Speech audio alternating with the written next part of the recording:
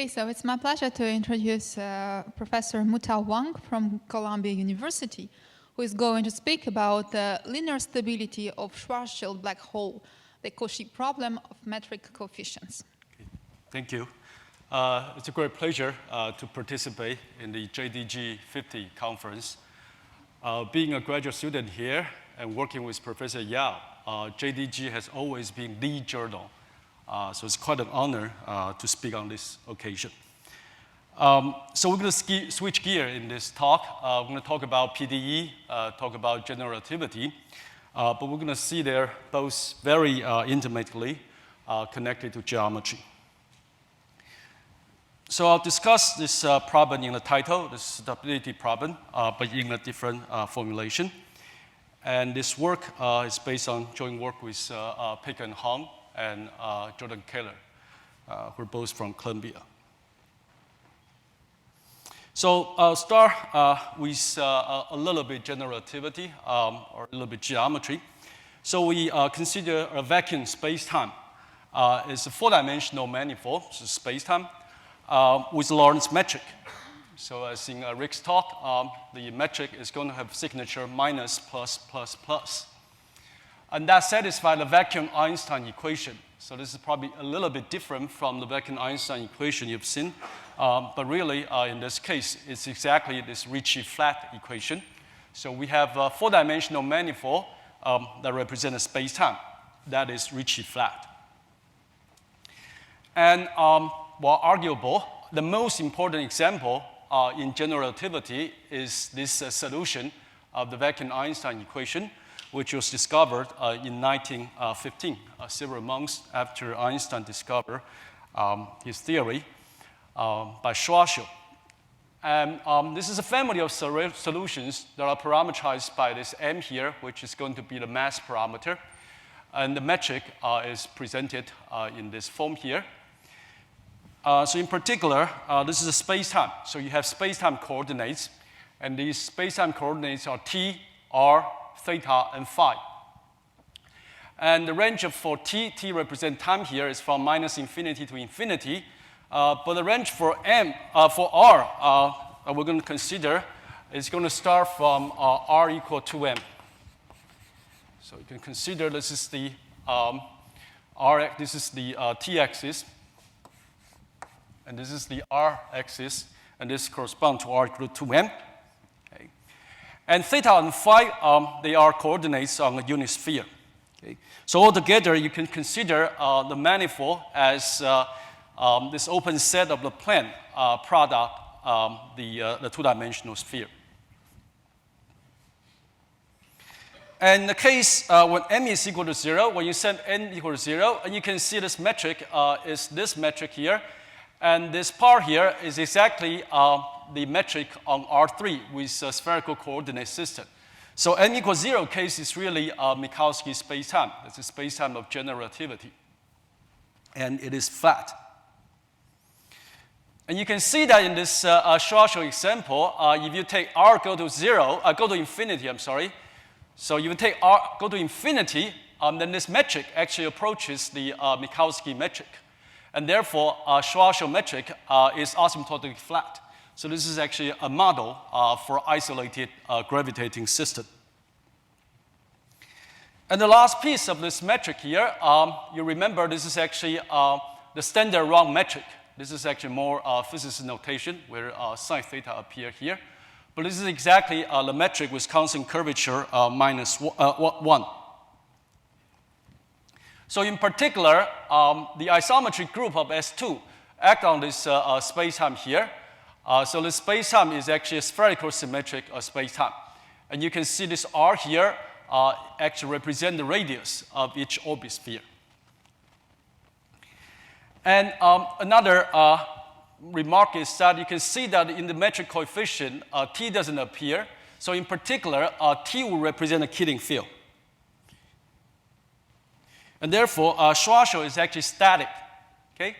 And this DDT here is actually a Killing field that represents infinitesimal isometry and correspond to the time translation. And therefore, you see this Schwarzschild space-time represented asymptotically flat So it's close to Minkowski when you go out to infinity, and static, okay, black hole with mass equal to m. In particular, this hypersurface r equal to 2m here actually corresponds to the horizon. And to the left of this hypersurface is the black hole region. In the sense that if you take a light ray, so light ray will travel on null geodesics. Light ray can only enter this region, but it can never escape. Okay. And we're going to focus on the exterior region, that is r is greater than 2m. And there are actually a few results of uniqueness results for Schwarzschild solution. So as a solution of the vacant Einstein equation, the first result is due to Birkhoff. It's also from here. It says that any spherical symmetric vacuum space-time, so as long as you're spherical symmetric and as long as you're satisfied the vacant Einstein equation, then locally it's actually isometric to Schwarzschild. So it's a very strong local rigidity result.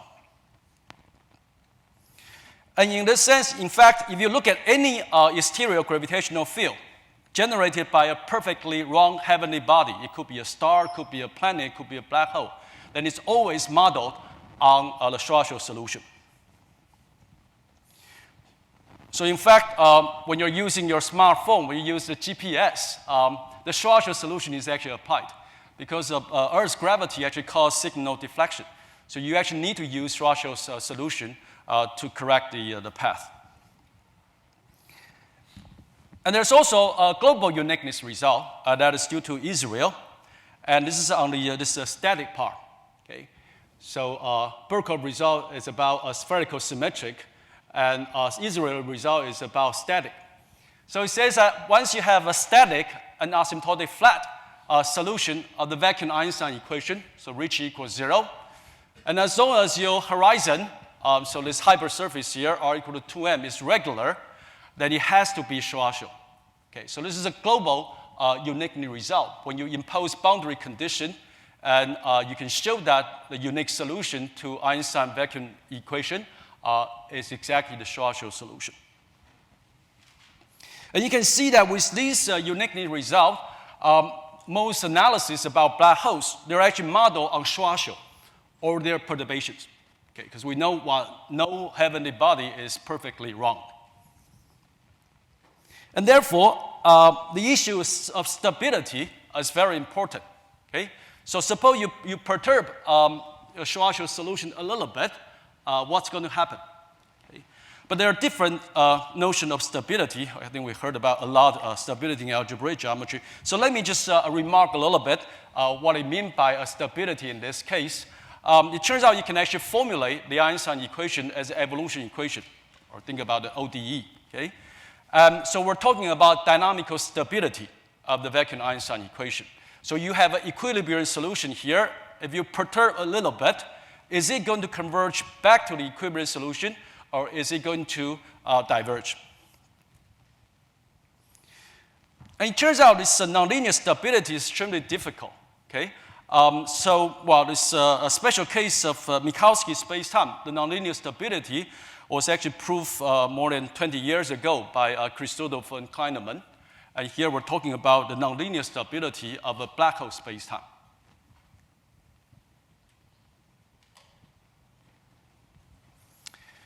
Linear stability. So it turns out there are actually a lot of work in linear stability, which means that you take the vacant Einstein equation, so reach equal to 0, and you linearize it, and you get a linearized system, and you ask whether it's stable under an initial data perturbation. And a lot of work in this is starting by Reggie Wheeler in the 50s, in the last century. And in fact, most named here, they are actually physicists.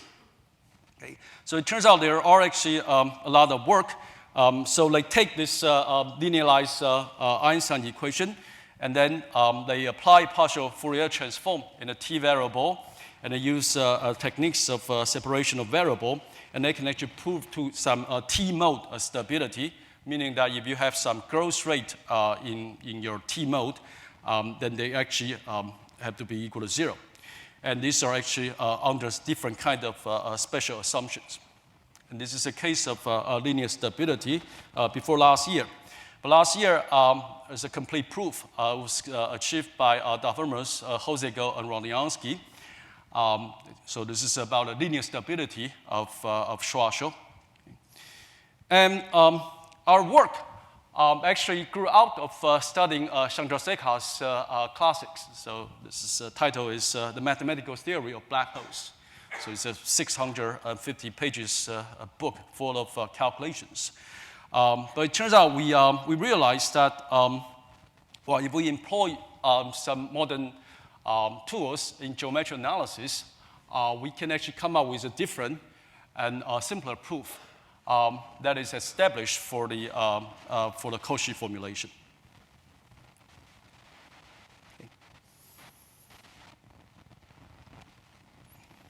Okay, so let's first take a look at the linearized vacant Einstein equation. I mean, a lot of people are familiar with this equation. If you look at Ricci flow, you also have to solve this equation. So the linearized vacant Einstein equation, so you take this equation, Ricci equals 0, and you suppose you have a solution. In our case, we have Schwarzschild, that is a solution of the vacant Einstein equation. Then you can actually linearize this equation. And well, since the infinitesimal deformation of metric is going to be a symmetric 0-2 tensor, so this is going to be a system of equations for a symmetric 0-2 tensor, delta G here. So this is going to be a perturb, I'll call it a perturb metric component or perturb metric coefficient. Okay? And the system of equation is the following. Okay? So you have this part here is just the inverse of your Schwarzschild metric. And these are covariant derivatives for this tensor. Okay? And we adopted a convention that repeated indexes are sum. Okay? And we're going to focus on the exterior region of Schwarzschild. So R is greater than equal to greater than 2m. Okay? And turns out this equation has a lot of degeneracy. Okay? Because it's a geometric equation. So you can always choose a different coordinate to represent the equation. But if you actually choose a suitable gauge, then you can actually make this system of equations into a hyperbolic system of PDEs. Okay? The most well-known one is the so-called wave map gauge, or the harmonic map gauge, or the deterred gauge in the Riemannian geometry case. So if you choose the wave map gauge, the effect is that you're going to make this term 0, this term 0, and this term 0.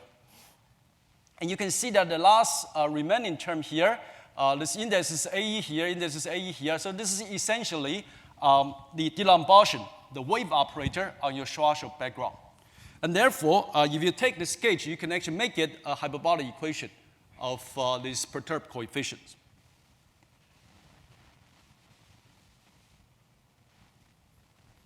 Okay? And we are going to choose a gauge to study this problem. And, but it's actually not this wave map gauge. We're going to choose a different gauge later. So let me tell you how we are going to formulate this problem. So this is going to be t equals 0. Okay? So we're going to look at this system of equations. And in fact, let me remind you, since we're in 4 dimension, so any symmetric 0-2 tensor are going to have 10 components. So we are going to have a system of 10 unknowns and 10 equations. Okay? And the formulation is that we look at this initial slice. That's when t is equal to 0. Okay? And let's look at a delta t. That actually has complex support here. Okay? So you perturb your initial data a little bit. And the question is that, well, can you prove that this delta g is going to converge to 0 along a suitable foliation? Okay? So the foliation turnout is not t. It's not along t, because this picture here is a little bit in disguise. If you really want to know what happened near horizon, we have to go into the Penrose diagram, and it turns out this t foliation doesn't really go out to infinity. But if you choose a suitable foliation that go out to infinity, then you hope that you can prove that this delta g converge to 0 point-wise, each component of it.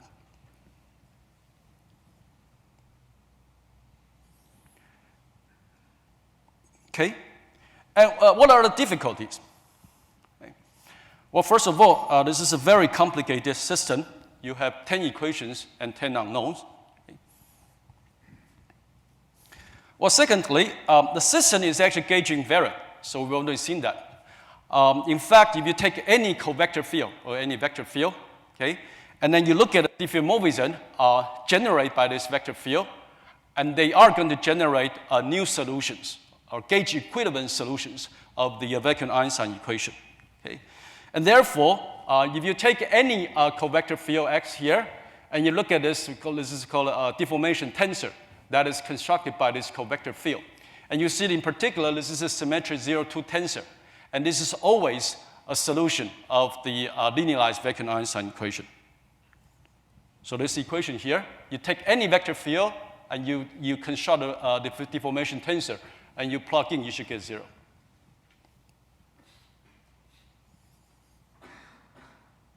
Okay? And also, there are actually non-trivial deformation. I think Rick talked about it yesterday during his lecture. So it turns out Schwarzschild here actually represent a static black hole. But there are it's actually embedded in this larger family of solutions of the vacant Einstein equation. And these are called the Kerr black holes. And these are not static. They are actually rotating. Okay? So they represent a stationary rotation black hole. Okay? And therefore, they represent some non-trivial deformation of the Schwarzschild solution. And these solutions can actually be linearized, so they come in family. So you do have some non-trivial linearized Kerr solutions to this linearized vacant Einstein equation. That will correspond to the change of mass. You can see that in this form of metric. M appears as a parameter, and therefore you can take derivative with respect to M. You're going to get a family of deformation. And that will correspond to a linearized solution.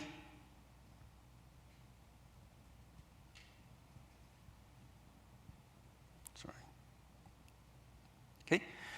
And again, well, since this Kerr solution, they are actually rotating. So you can imagine when you start to rotate, you're going to create a change of angular momentum.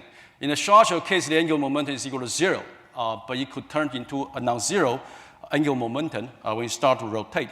And therefore, you naturally have these special solutions of this vacant Einstein equation. Okay?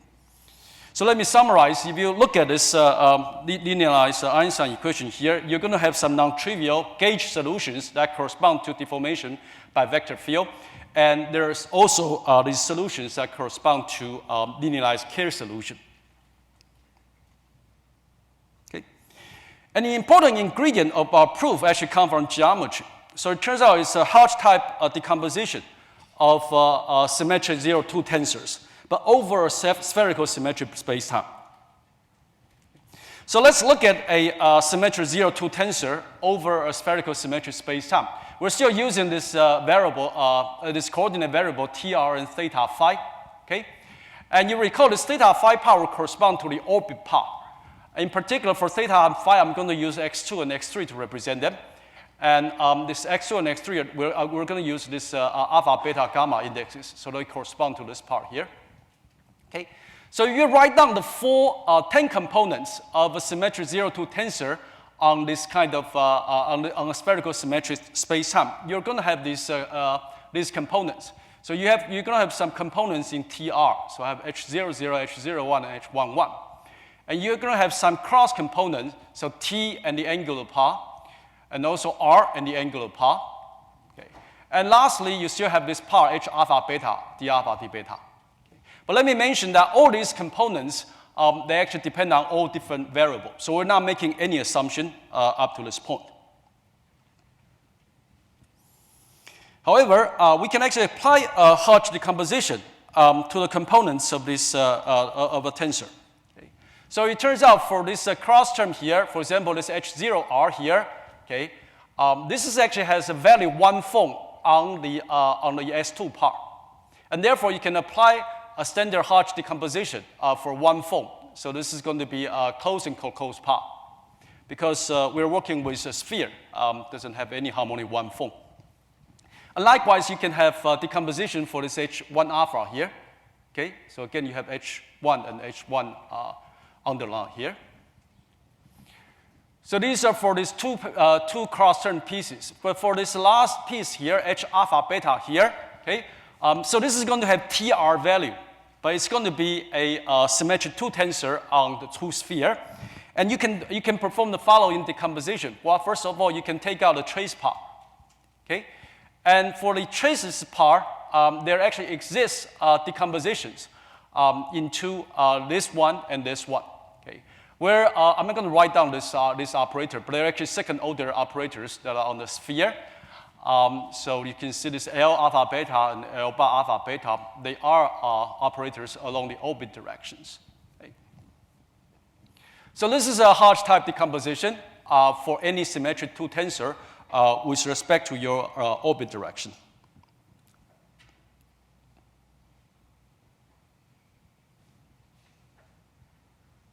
Okay. And just to give you an idea of what an equation look like, let me just flash you the components of this the linearized Ricci tensor, because really we in this case we'll really just linearize the Ricci tensor. So my convention here is that A, B, C, they're just they correspond 0 and 1. And you recall x0 is correspond to R to T, and x1 correspond to R. Okay, and we're going to have this angular direction alpha, beta, gamma, 2, 3 component, and this operator here will correspond to a covariant derivative in the quotient case. Now that will correspond to actually it's a better idea if I write down the Schwarzschild metric here.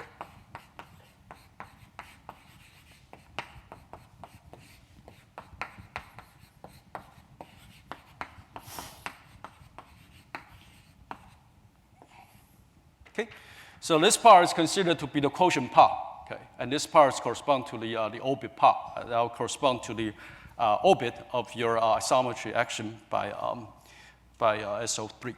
Okay, and likewise, you can write down the different components of the Ricci tensor. So, for example, this AB here will correspond to the Ricci tensor in the orbit part, and you see that it actually involves different components of your delta G. Okay.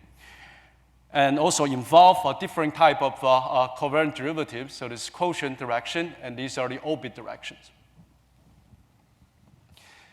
And in total, you actually have 10 components. So this RAB here, there are 3 of them. And RA alpha correspond to the cross, you have 4 of them. And at the end, you also have these that are in the orbit direction, and you have another 3 of them. Okay. So how are we going to work with these equations? Well, first of all, we perform a decomposition. Okay? And it turns out this decomposition is important to recognize this care solution that I talk about. Okay? So these are solutions that you have to take into account naturally. They correspond to the change of mass and change of angular momentum. Okay? So we're going to take any symmetric 0-2 tensor, okay? And then we're going to compose into 2 parts. Okay? And this decomposition is actually according to spherical harmonics on S2. Okay? So, so we're going to do this decomposition so that this first part here, this L is less than 2. This is, we call it lower mode part. Each component of them, okay, so you see that you're going to have 10 components. Okay, that correspond to H00, H01, H11, and also H0, H0 bar, H1, H1 bar, and also this H1 and H2 and H2 bar. So each one of them are actually supported in the lower part. So the equation is actually this equation. Okay, so you can see if you have a sphere and if satisfy this equation, that will correspond to P is either a constant function or belong to one of these first eigenfunctions. Okay, so these are lower mode. And you can see that once you impose this kind of condition, you can actually simplify some of the notations. Okay. And it turns out this mode decomposition, this is a mode decomposition of your symmetric 0-2 tensor. And this one here actually commute with the linearized vacant Einstein operator. And now ready to state our theorem. So the theorem is the following. So we take delta G to be any smooth and symmetric 0-2 tensor that satisfy the linearized Einstein equation, vacant Einstein equation on the Schwarzschild background. And first of all, we look at the lower mode part. Okay. So it turns out for the lower mode part, we can actually find a smooth vector field. And we can actually decompose this lower mode part into the first part here is the gauge part. You recall whenever you're given a vector field here, I can actually form a symmetric 0-2 tensor. So this is a gauge part. And the second part here is exactly linearized Kerr solution. There are actually only 4-dimensional linear Kerr solution that correspond. One dimension correspond to the change in mass. The other 3 directions correspond to the change of angular momentum in R3.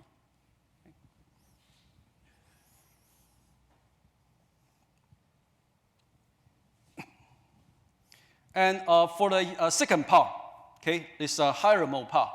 Okay.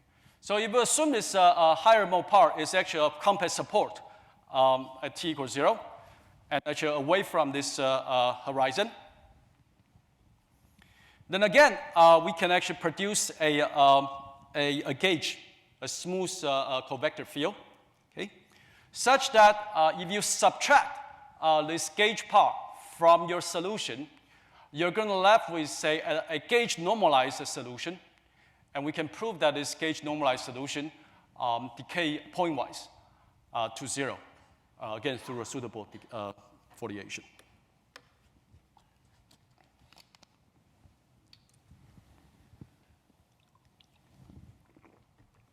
Okay. So it turns out this part 1 is essentially known. In fact, it first appeared in Zarrilli. But in this case, we can show that this vector field, okay, this vector field actually can be explicitly constructed. And likewise, this K here. So it's like you actually reduce an ODE, and you can find a particular solution, and this will correspond to the general solution of the associated homogeneous equation. And you can actually solve it explicitly. And the vector field is actually unique up to global geometry. So in the rest of my talk, I'm going to discuss a sketch of the proof of part 2, which of course is the most essential part of this paper. Okay. And in order to deal with this part here, we actually decompose this higher mode part into the closed part and co-closed part. And this actually corresponds and generalize this even odd decomposition, which is studied by Ricky Wheeler and also later polar axial decomposition. So they make some special assumptions on the solution, and they can do this kind of decomposition. But turn out they really correspond to this closed part and co-closed part. So let me show you what these closed part and co-closed part are. So it turns out, well, this describes any 0-2 symmetric 2 tensor on Schwarzschild background. And after you perform this, after you find this potential, so you're going to have these components here. And this H0 and H1 and H2, they are actually going to correspond to the closed part. And the other 7 will actually correspond to the co-closed part.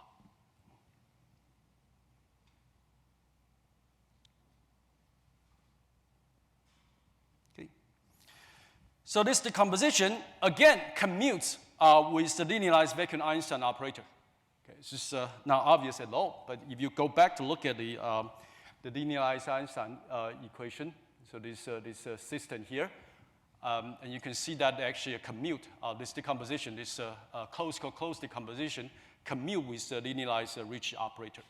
And therefore, the system just break into two subsystems.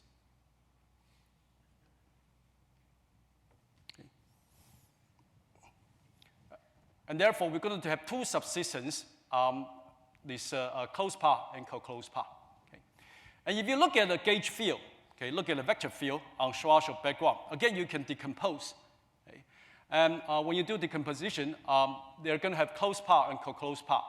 Okay, and the gauge field has actually 4 functional degree of freedom because you're looking at a vector field on a 4-dimensional space. So you have 4 components.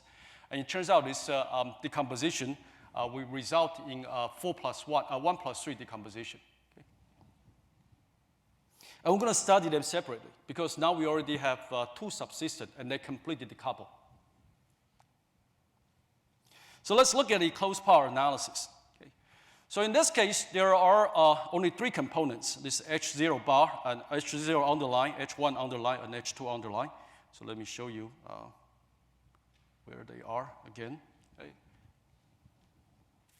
So this is this H0 alpha here. Again, you have closed and closed par, H1 alpha closed and closed par, and also H alpha beta 0, 2 here.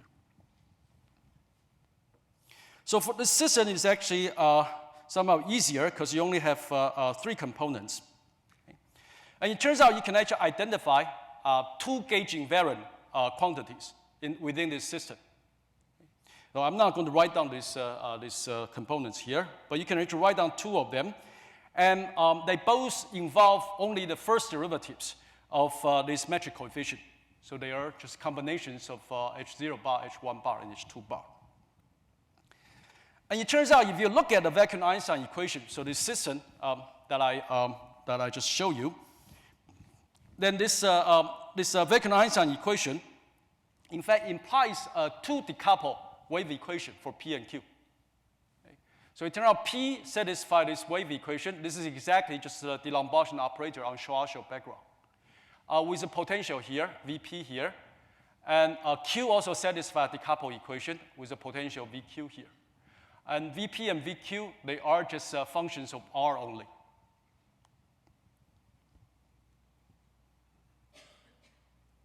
Okay. And the equation of Q is actually a generalization of an equation that was discovered by Ricky Wheeler in the 90s, and they actually have the same potential. But somehow the other equation seems to be new. It was actually discovered by Hung and Ketter in their earlier work. But somehow these 2 potentials, they have some very favorable properties. Okay? So this P and Q here, they really just function of R, and that involve this mass parameter here. I'm sorry, these 2 are the same M.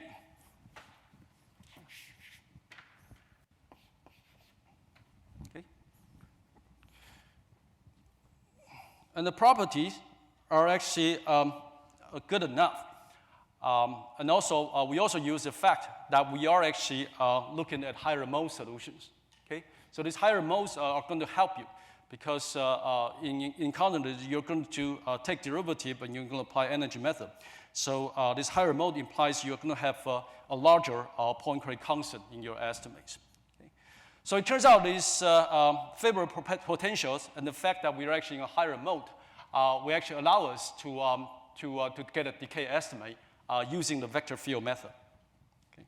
So this is a method that's actually developed for black hole space-time. So first of all, for Morowitz, she was working with Minkowski and generalized by Kleinerman.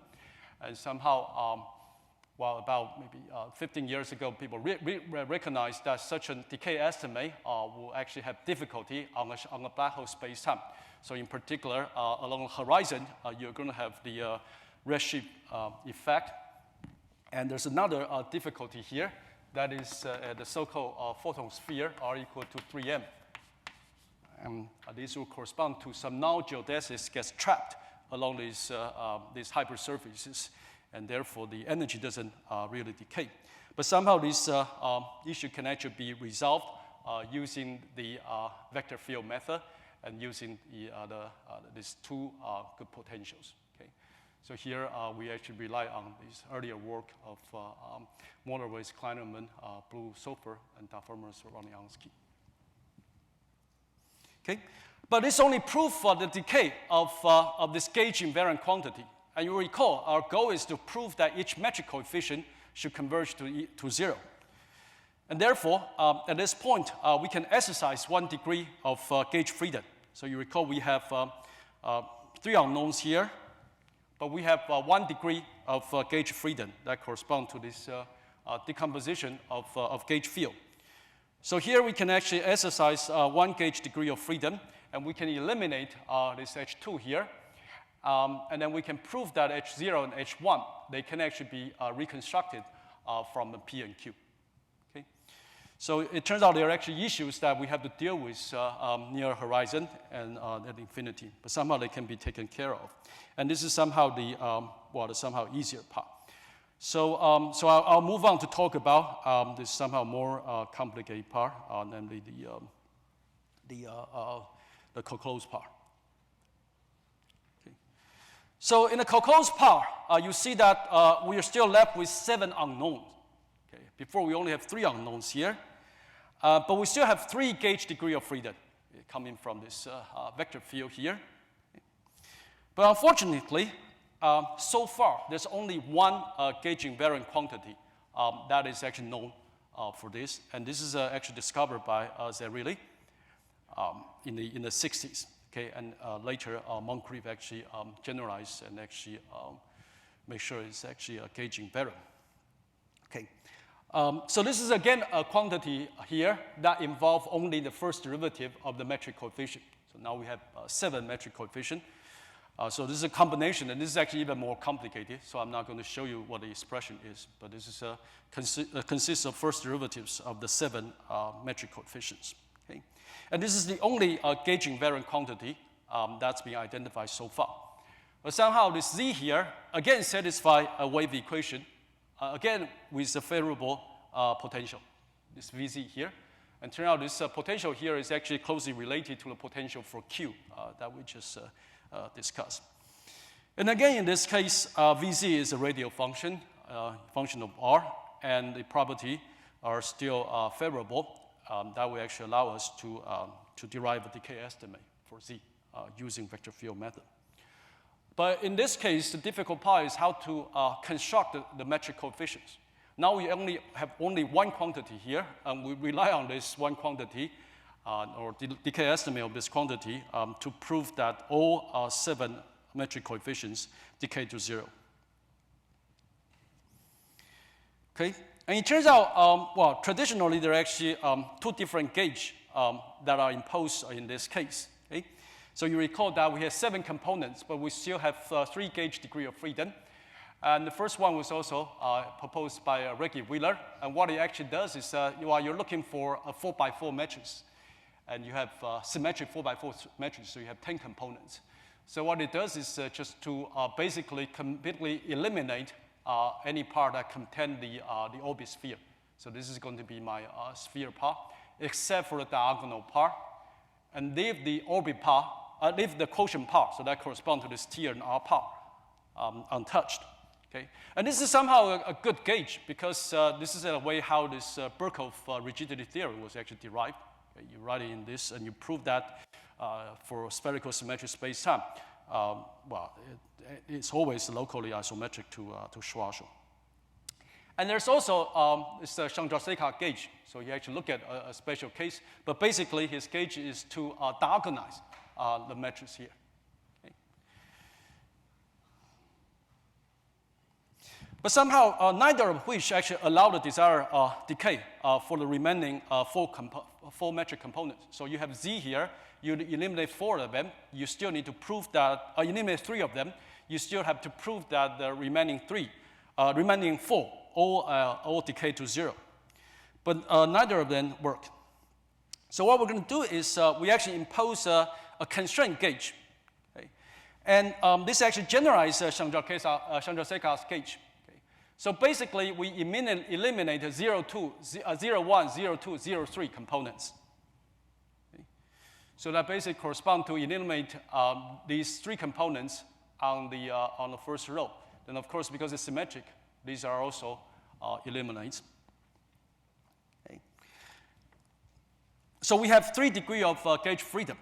But somehow, after we exercise these 3 degrees of gauge freedom, when you look at the Einstein equation, so it turns out the Einstein equation, if you look at the linearized Ricci tensor, then the corresponding component 0, 1, 0, 2, and 0, 3, they can all be written as derivative of t. Okay, so they're actually of this form, ddt of this c here. Okay. And therefore, if you actually can solve this initial constraint, so this is going to be an equation just on this t equal to 0 initial data. So if you can actually make this one here equal to 0, then this effect is going to propagate, and you're going to have c equal to 0 identically.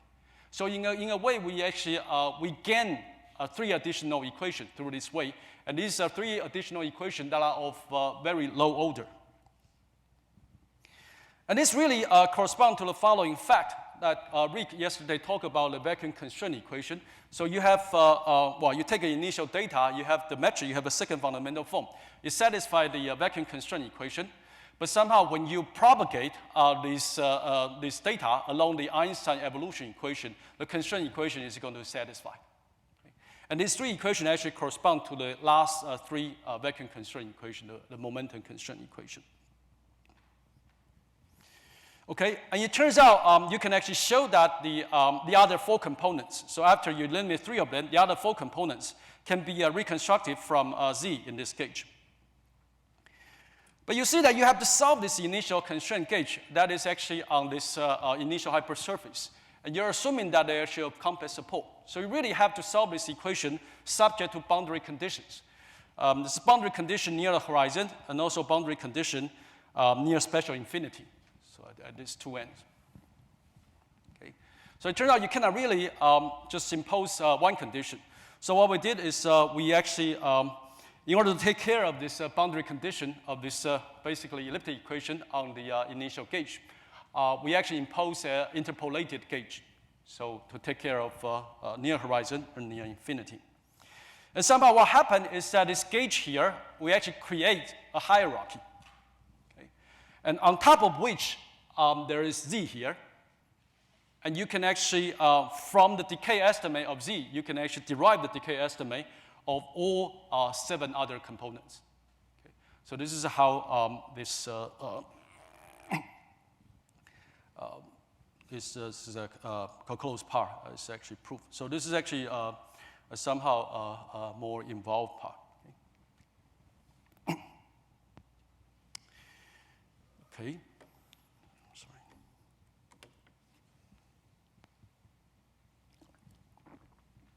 So I guess I still have maybe 5 minutes. So in the last 5 minutes, I'll compare with the work of Deformers Josego and Rodiansky. Okay. Well, first of all, what I did is I actually worked with a fixed gauge. Okay. So well, they fix a fixed coordinate system on the space-time. That is called the double null. Okay. So it's not a good picture here.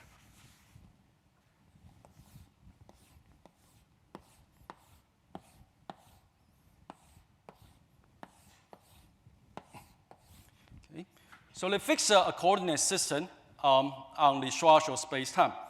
And they actually prove decay for all solutions under this gauge. And the initial value problem is actually imposed on this kind of so-called characteristic data. And what we did is, first of all, we solved the Cauchy problem. So this is our initial data that is prescribed here. And also, in fact, what we did is we just customize a gauge for each solution. Okay? So we don't actually work on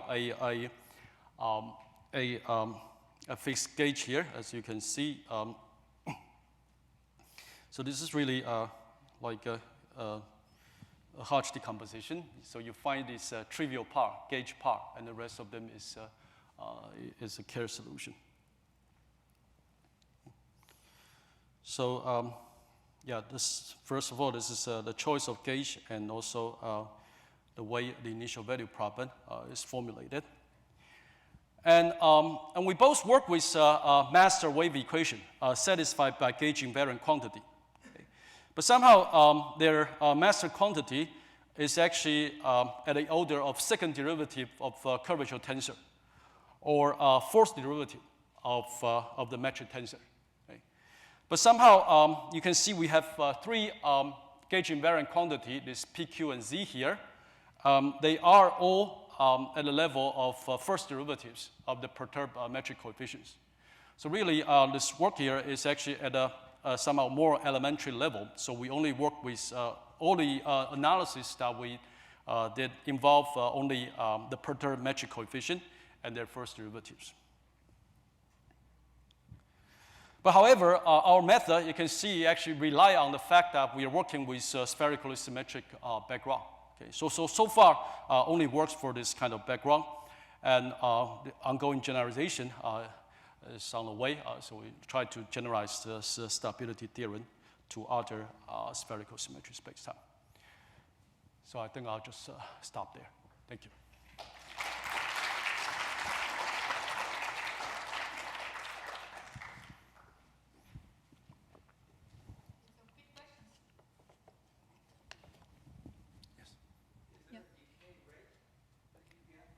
Yeah, we do get a decay rate, but it's not good enough to compose with an argument to get a nonlinear stability. Yeah.